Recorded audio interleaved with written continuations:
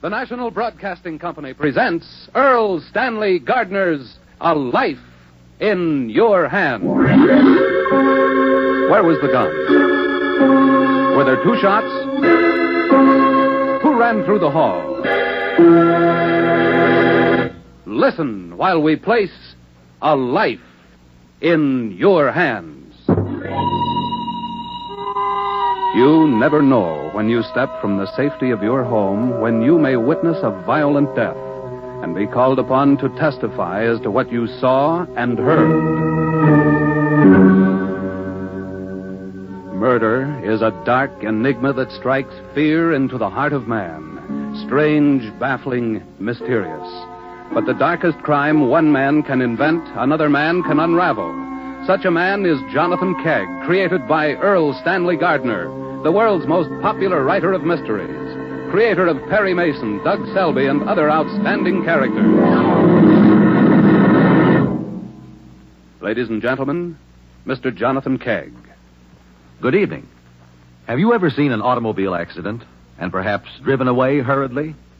Someday that accident may be a crime, even resulting in a person's death. I hope then that you'll remember what you saw and heard. For it will be your duty as a citizen to relate as a witness your recollection of what took place. You never know. Even now, somewhere in the city, there may be a crime in the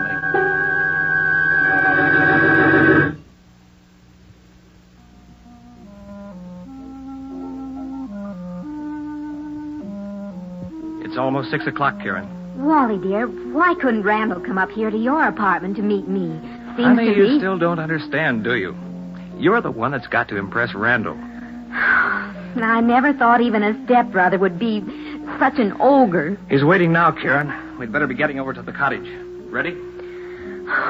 Oh, all right. Do you want to leave the radio on? We interrupt this program to bring you a message from our newsroom. What's that? Eddie Phillips, convicted killer who has been awaiting execution in the county jail, escaped a half hour ago. Escaped? Authorities believe him to be armed.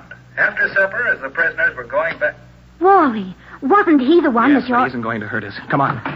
It's only a couple of doors down the street to Randall's. This town will be in an uproar till they catch Phillips. And he is the one your stepbrother convicted, isn't he? Yeah. Phillips killed a cop. Ooh. Randall sure pinned it on him. Oh, Randall. Honey, he is a big wheel. Well, does everything that goes on in the Marston family have to have his okay? Well, if it doesn't, well... Wally, are you sure you're old enough to know your own mind about wanting to marry me? Honey. But I also know Randall. If he doesn't want me to do something, he finds ways. Look here, Wally. Is it going to be like this all your life? Our lives, I mean.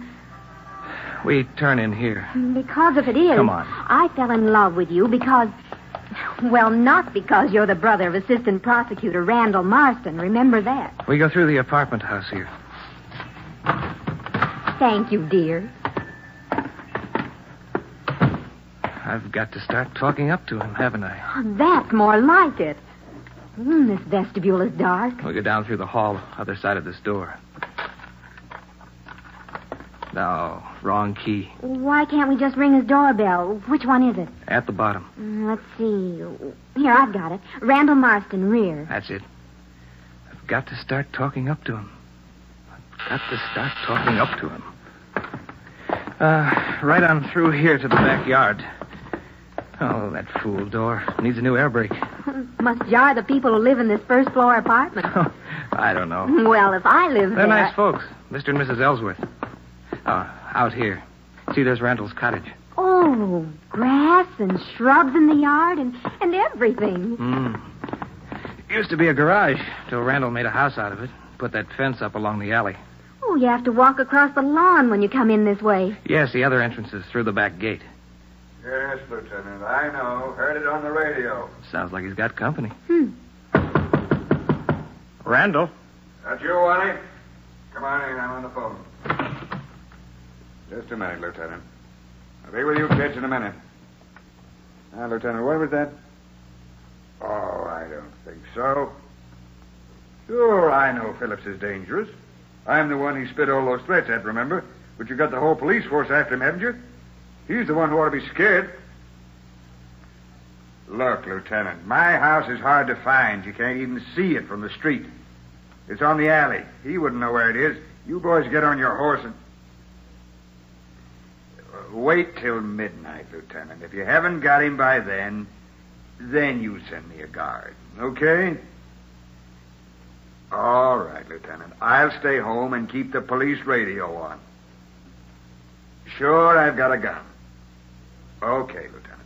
Goodbye. Getting out of town is what Phillips has got on his mind. Well, Wally? Karen, this is my brother, Randall. How do you do, Karen? How do you do, Randall? Haven't we met before somewhere? I don't think so. Maybe you caught her act at Carla's club, Randall. Wally's been talking about you. He's been talking about you, too. Did you know you can do no wrong? Tell me, Karen, how could a girl like you go for my little brother? He's Mr. Marston, too, you know. Isn't she terrific, Randall? Wally has nothing to offer you. Randall, have you ever thought of Wally as anyone but your little brother? If he'd ever shown any signs of... You think he's going to grow up because he wants to get married, eh? Well, I don't see why not. After all. Quiet, Wally. Mm-hmm. I get it now. So your name's Roberts, is it? Roberts, my eye, it's... Wait. So, you haven't told her? No, I see you haven't. What are you talking about? What's wrong? I might have known. Leave us for a while, Wally. I want to talk to Karen alone. But, Randall... Do you want me to leave, honey? Bye, Wally. Do as Randall says, Wally. All right, Randall. I'm going. But I want you to know one thing. That thumb of yours bearing down on my neck is getting so it hurts.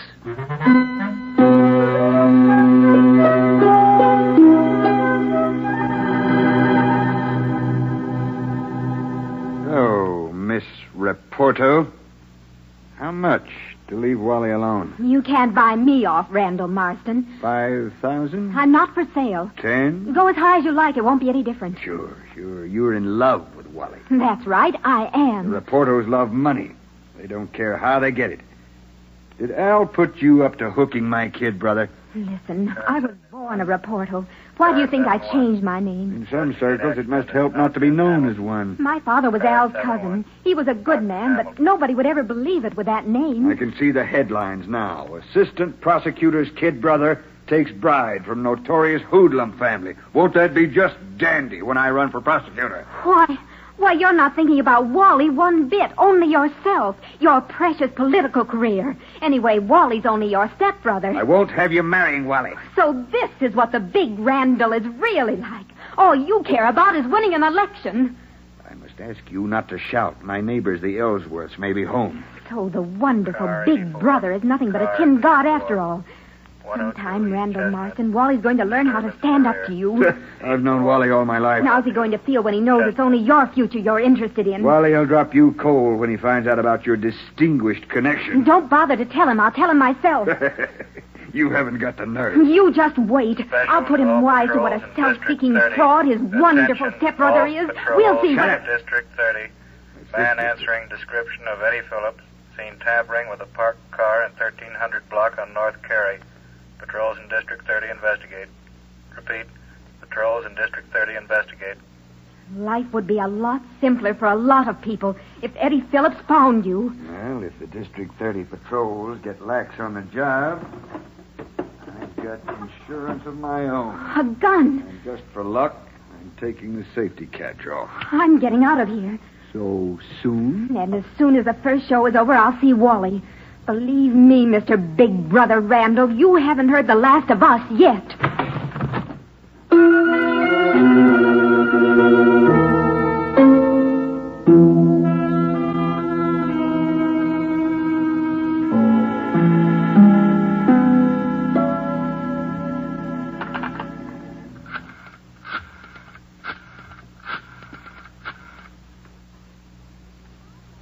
Hello?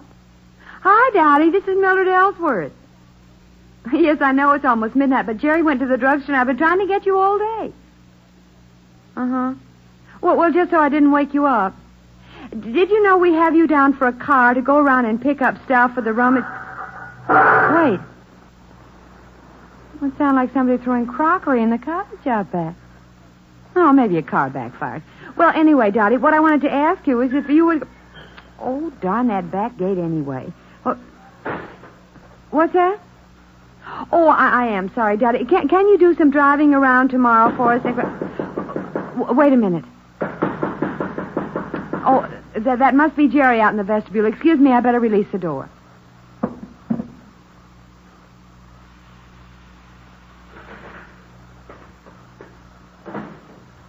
Well, that's not Jerry. Dottie? It wasn't Jerry at all. Was some woman going back to the cottage. Now, about that car, Dottie, we needed to make collections tomorrow for the rummage sale, and I was... That was a shot. Dottie, I'll call you in the morning. Something mighty peculiar is going on.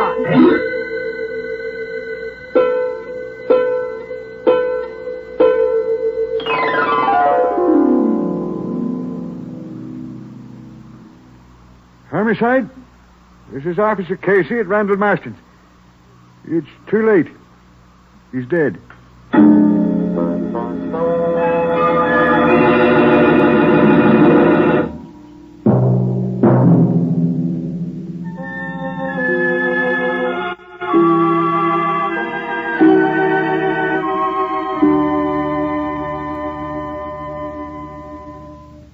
Members of the jury, in view of the prompt apprehension of Eddie Phillips shortly after the time of the murder of Randall Marston... Mr. Coroner.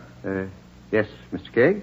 I would like your permission to enter this case as an amicus curiae. But, Mr. Kaye, this is a fairly obvious proceeding with fairly obvious conclusions. But, Mr. Coroner, I'm greatly puzzled by some points in the evidence.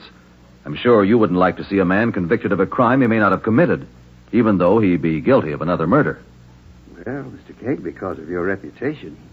All right. Members of the jury, I'd like you to know that an amicus curiae is a friend of the court. He helps us to learn the truth. He represents neither the defendant nor the prosecution. Mr. Kegg is quite an expert at cross-examination. Go ahead, Mr. Kegg. Thank you, Mr. Coroner. Randall Marston's body was discovered not long after midnight. Officer Casey, the guard due there at 12, found the body. And Eddie Phillips was picked up shortly after, unarmed? That's right. There's no doubt as to the cause of death. None whatsoever, Mr. Kegg. A bullet from a .32 revolver entered Marston's heart. Thank you, Mr. Coroner. I'd like to call the stepbrother of the dead man, Wally Marston.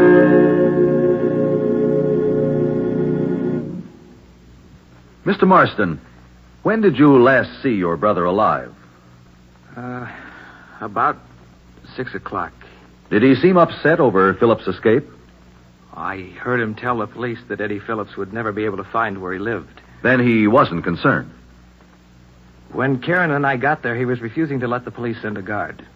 Did he say why he believed Phillips couldn't find him? The cottage is pretty hard to find if you don't know where it is. Isn't his address in the phone book? Yes, but his cottage is on the back of the lot, behind the main apartment building. Enclosed in the backyard? Not entirely. The back wall of the cottage looks out on the alley, like a garage.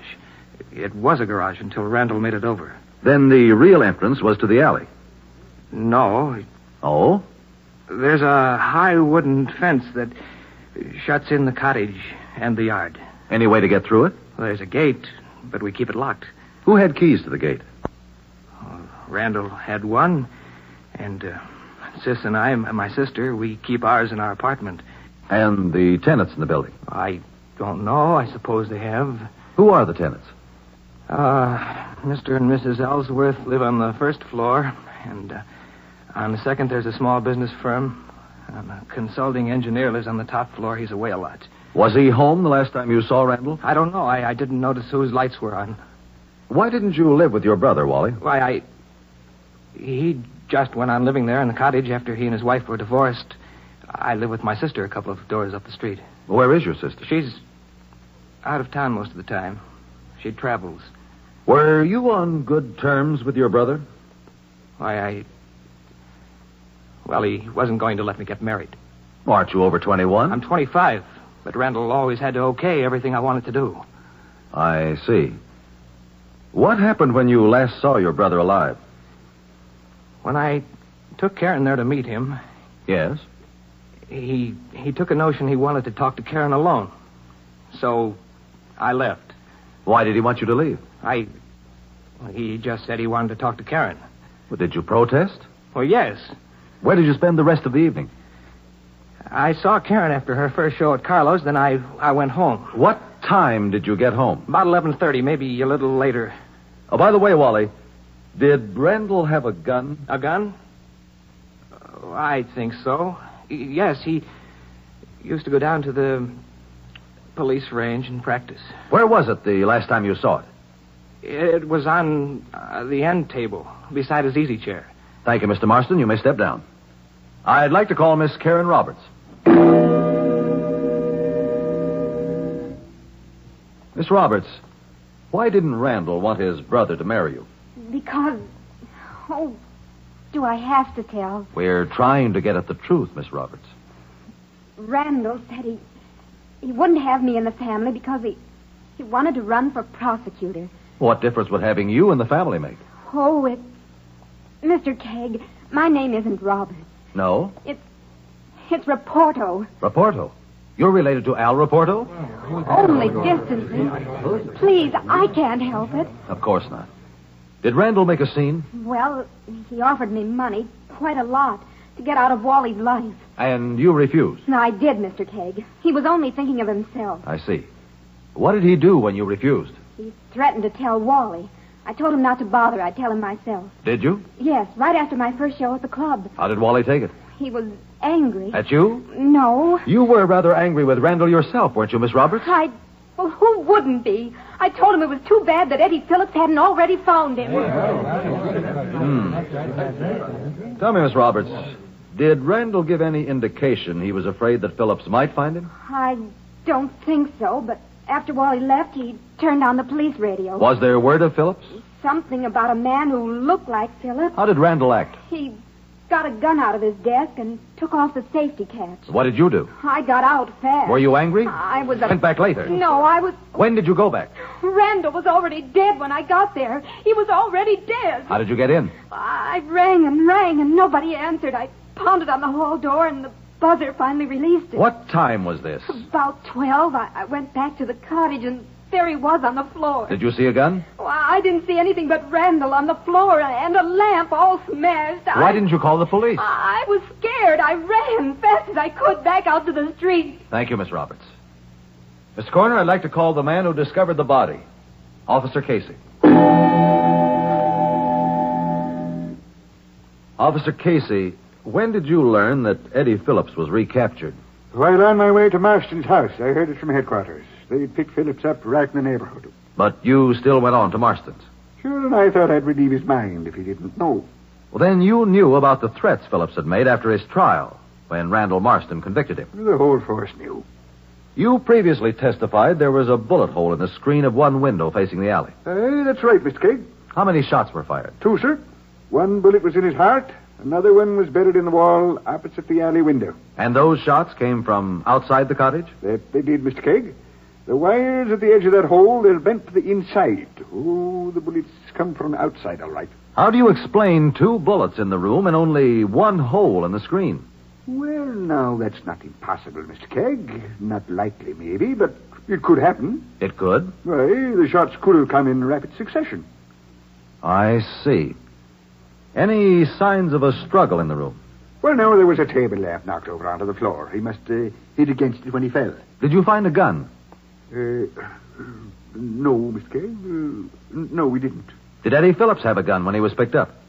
No, he didn't. He evidently got rid of it, Mr. Kegg. We're still combing the neighborhood looking for it. Thank you, Officer Casey. That's all. Mr. Coroner, there's an indication of conflicting evidence here. With your permission, I would like to call another witness. A person not connected with these events in any way. An innocent bystander. Call your witness, Mr. Kegg. I will subpoena that person, and he or she must testify. Jonathan Kegg is about to call another witness, a person who had no connection with the crime. If you should be this witness, could you remember what you have heard?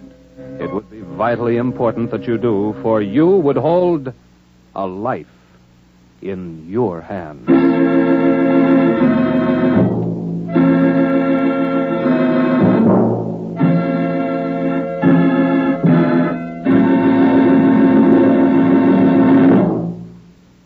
Each year, enough timber to build 85,000 five-room homes goes up in smoke. Who starts these tragic forest fires? Not lightning, as too many of us still believe. No, 9 out of 10 are man-made through thoughtlessness and carelessness. A traveler flips a lighted match from his moving car. A camper leaves his glowing fire unattended. A fisherman tosses his cigarette into the dry grass or leaves. A farmer underestimates the power of the wind in burning brush. A logger isn't careful in using his gasoline power saw. A boy plays with matches. A housewife drops hot ashes near the woods. Yes, these are the people who start our forest fires. How about you? Are you one of them? Be careful. Use common sense and follow the rules when you use fire. Do your part this year to prevent this shameful waste of our American forests.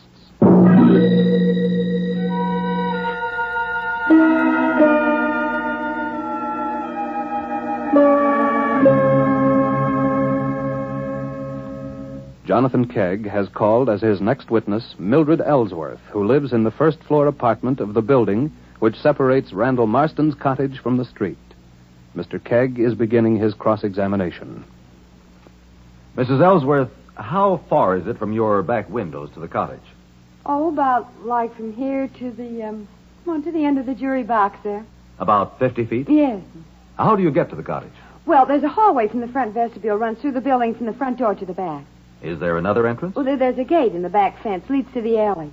I've always thought it would be nice to come in there, especially after we put the car away, not have to walk around the block, you know. Oh, you don't use the gate? Oh, no, none of the tenants do except to go out. Why not? Well, it's always locked. Randall Marston wouldn't give us a key. Well, you can go out by the back gate, but can't get in that way. That's right, Mr. Kegg, not without a key. Is the hallway through the building carpeted? Oh, my goodness, no. And the front door makes a lot of noise, too. It needs a new air brake. From your apartment, can you hear plainly what goes on out back? Oh, yes. The back gate, the way it creaks. The hinges need oiling, something awful. Can you hear what goes on inside the cottage? Well, not unless people are talking awful loud. Thank you, Mrs. Ellsworth.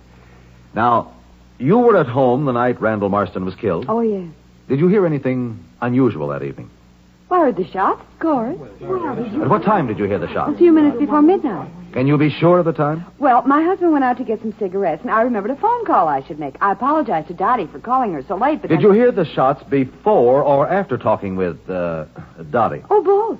And other noises, too. I could hardly keep my mind on what I wanted to tell Dottie. What other noises, Mrs. Ellsworth? Oh, people pounding on the door, running through the hall, and the gate creaking, and all. I see. You heard a shot before you called Dottie. Well, let me see. I was asking Dottie if she could furnish a car, and I heard this crash. The shot? No, the crash. What crash? Well, it sounded like somebody dropped an armload of dishes.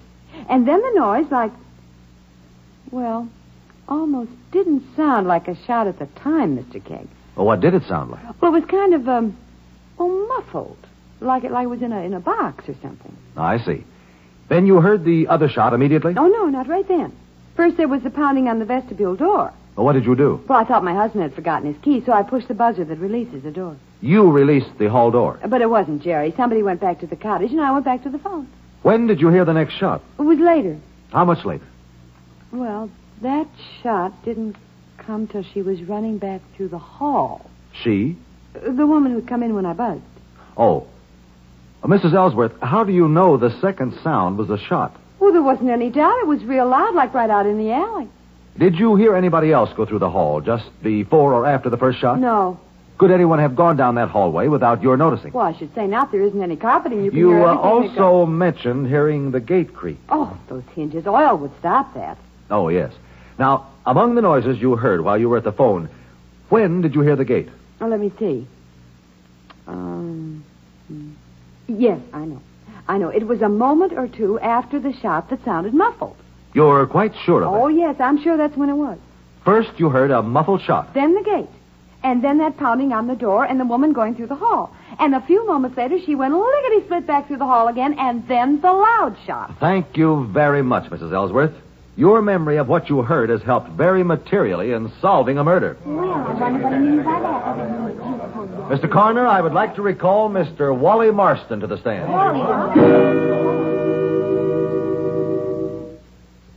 Mr. Marston, when Karen told you Randall tried to buy her off, you became angry, didn't you? Wouldn't you? If your brother pulled a trick like that? Wally, had you ever realized before that just how much you hated your brother? Hate him? When you realized the lengths to which your brother would go to keep you under his thumb. I saw that I was going to have to start standing up to him. So you went straight to him from Carlo's club to have it out with him? I told you, I went home. But you went to Randall's cottage first? You can't prove that. How did you know he had his gun out? Well, he had it on He got it out of his desk after you left. Mrs. Ellsworth said nobody went through the hall till midnight. You didn't have to go through the hall, Wally. You had a key to the back gate. Well, that doesn't prove anything. You entered from the alley, went into the cottage, saw Randall's gun out, grabbed You're it. guessing. He tried to get it from you, knocked the lamp over. You can't prove anything. Wally, Eddie Phillips didn't have a gun when the police picked him up, right after the murder. It isn't reasonable for a criminal like Phillips, who just escaped from jail, to throw away his gun merely because he'd killed one more man. So what? So, Wally Marston, it was you who shot your stepbrother. I did not. Then the doorbell rang. It might be the police guard, so you ran out the back gate. No. Through the window, you saw Karen discover the body. She was at the club. So then you fired a second shot through the window to mislead the police. No, I tell you I didn't. Wally, that's the only way it could have happened. That's the only way to explain what Mrs. Ellsworth heard. That's why the two shots sounded so different. Why there was only one bullet hole in the screen. No. What did you do with Randall's gun, Wally? Mr. Coroner, I ask that Wally Marston be held until his apartment is searched. I think there you will find Randall Marston's revolver.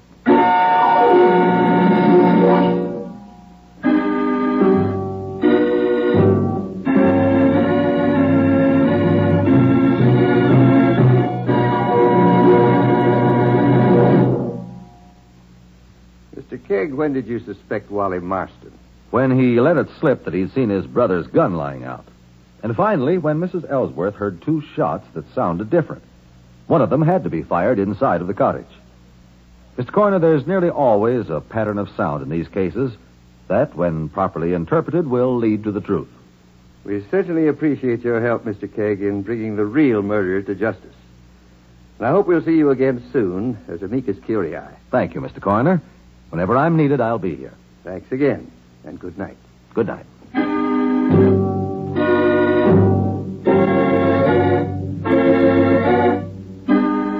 A Life in Your Hands is created by Earl Stanley Gardner, with script by Christy Squire, directed by John Cowan. Jonathan Keg is played by Carlton Cadell, with musical effects by Adele Scott, conducted by Whitey Berquist. Engineering by Bill Knight. This has been a partially transcribed Bell production. And this is George Stone extending a cordial invitation for each of you to be with us again next week, when the National Broadcasting Company will again place A Life in Your Hands.